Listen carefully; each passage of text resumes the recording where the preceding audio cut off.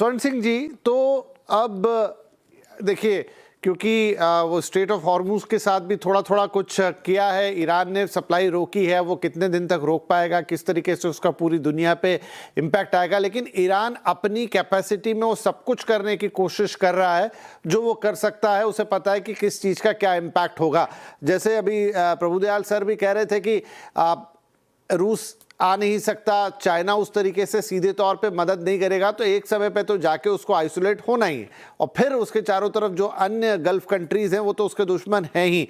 तो ऐसे में हम क्या माने कि अब चाहे वो लंबा खिंचे छोटा खिंचे, लेकिन ईरान की ये सत्ता तो तय है, इसका जाना। अब आगे उसके टुकड़े किए जाएं, उसको फिर एक इराक जैसा एक प्रॉक्सी गवर्नमेंट के साथ चला जाए, क्या फ्यूचर होगा यहाँ से ईरान का? फिलहाल इतना साफ नहीं हुआ कि ईरान की जो सत्ता है वो समाप्त होने जा रही है। इसका अभी तक कोई संकेत नहीं है। दूसरी बात, आपने कहा कि यदि स्ट्रेट ऑफ हॉर्मुज में यातायात शिपिंग बंद हो जाती है तो वो ईरान को करने की आवश्यकता नहीं है। वो तो जिस तरह से दोनों तरफ से स्ट्राइक्स हो रहे हैं, मिसाइल्स के और ड्रोन्स के, तो शिपिंग की इंश्योरेंस पहले से ही बंद हो जाएगी, हो चुकी है। शिपिंग अपने आप उधर जाना नहीं चाहेगी, एयरलाइंस भी अपने रूट चेंज करेंगी। ऊर्जा के निर्यात में, गैस के निर्यात में पहले से ही कमी आती हुई नजर आ रही है। उनके जो मूल्य हैं, कीमतें हैं, वो बढ़ रही हैं। ये सब चीजें होती रहेंगी। पर आई थिंक मोटा सवाल जो हम सब पूछ रहे हैं कि युद्ध कब तक चलेगा, और शायद हम कुछ इस तरह के अटकलें लगाने की कोशिश कर रहे हैं कि कब ईरान या यूएस के या किसी के हथियार खत्म हो जाएंगे तो क्या उससे युद्ध खत्म होगा। तो उसके जो खास तथ्य अभी सामने हैं, कुछ उदाहरण हमारे सामने हैं, वो ये कि 2.5 साल से इजराइल लगातार हमास को जड़ से उखाड़कर समाप्त करने में लगा हुआ है।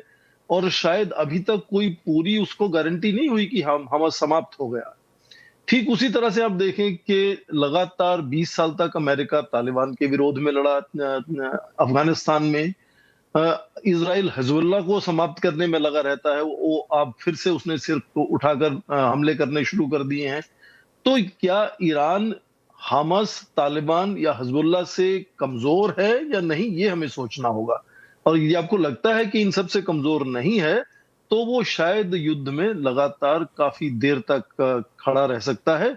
उसमें एक जो संभावना है वो ये कि यदि अंदर से रिजीम में कोई घुसपैठ हुई है, मोसाद की या सीआईए की या किसी की भी, जिस तरह से आप देखें कि कैराकास में वेनेजुएला में क्या हुआ कि वो वाइस प्रेसिडेंट से यदि आपका तालमेल बना हुआ था तो आप मदुरो को वहां से निकाल पाए।